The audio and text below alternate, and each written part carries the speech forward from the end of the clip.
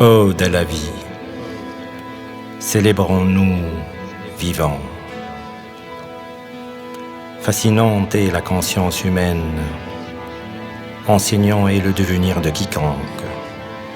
Pourquoi à un âge avancé mais subtil, qui plus est des plus banals, on se remue sur son passé en veine, on reste scotché à une période bien révolue, insignifiante, mais dont demeurent les enseignements.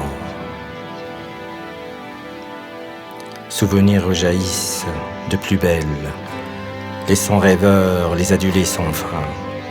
Était-il réellement si envoûtant, et si c'était une illusion façonnée de notre esprit qui cherche à fuir, son présent si lourd et encombrant, n'a souvent guère ses ambitions.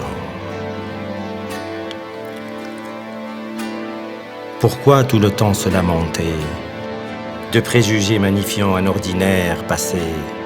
Cette période passée était-elle signifiante? Était-elle si clairvoyante et feutrée?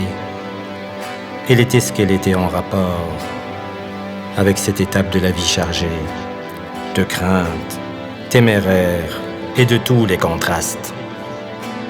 Les étapes de la vie n'ont de sens qu'en ayant la chance de bien s'en accommoder, de bien savourer chacune d'entre elles, bénie soit-elle ou à l'inverse, tumultueuse.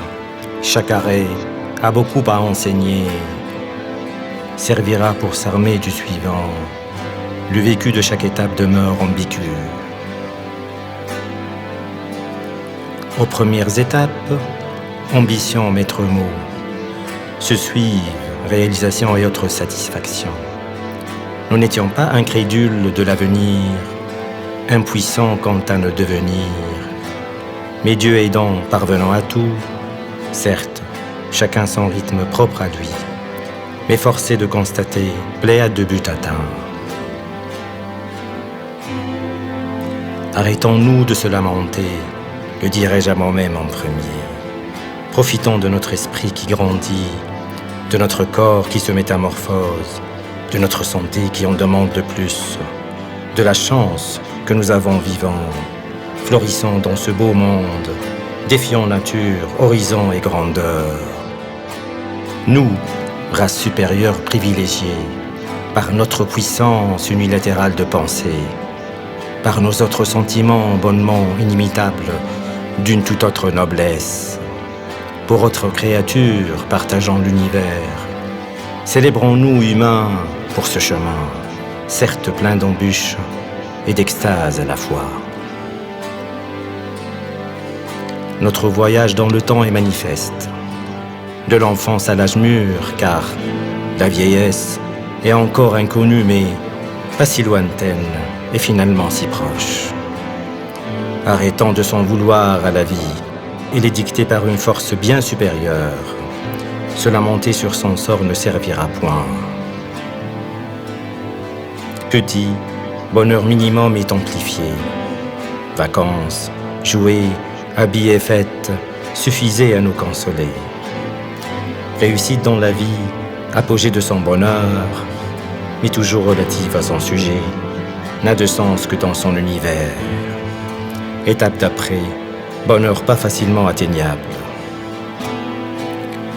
Moralité, mais semblable dans le bonheur, c'est une chance inouïe d'exister dans ce néant, de se balader et de voyager sans fin. Arrêtons-nous d'exalter nos désillusions, nous nous comparons jamais à quiconque.